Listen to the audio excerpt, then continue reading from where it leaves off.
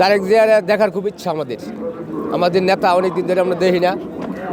মূলত ধানের শীষ আমি অন্তর থেকে ভালোবাসি, জিয়া রহমানের ভালোবাসি, ম্যাডাম খালেদা জিয়ারে ভালোবাসি। ওনাদের অন্তর অনেক টান, সেই জন্য আসা অনেক দূর থেকে আসা হয়েছে। আর বিশেষ করে আমাদের নেতা তারেক জিয়া আজকে 17-18 বছর ধরে আমরা তার ছায়াটা বন্ধ দেখতে পারি না, দেখার খুব ইচ্ছা।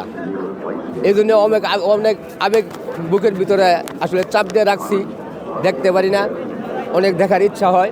আমি আসছি মূলত আসলে টাঙ্গাইল থেকে।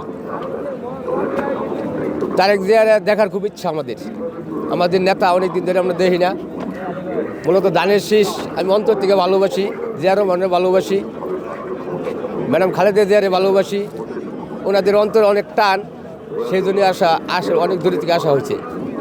আর বিশেষ করে আমাদের নেতা তারেক জিয়া আজকে 17-18 বছর ধরে আমরা তার ছায়াটা বন্ধ দেখতে পারি না, দেখার খুব ইচ্ছা।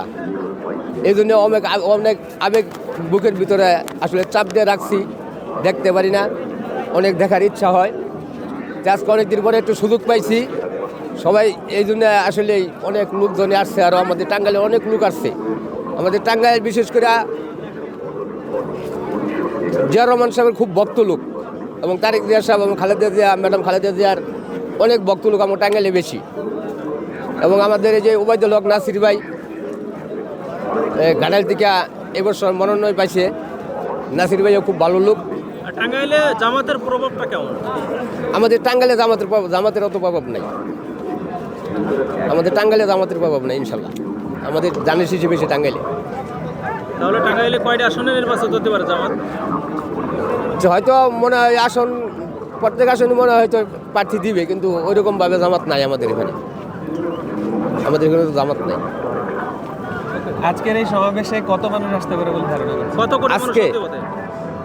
আজকে আমরা তো রাত্রি আসছি, রাত্রির থেকে এই পর্যন্ত যা দেখলাম মনে হয় যে কত কোটি? প্রায় 1 কোটির মতো লোক হবে। রাত্রির থেকে নিয়ে যা দেখলাম এই পর্যন্ত আমি 1 কোটির নিচে হবে না ইনশাল্লাহ।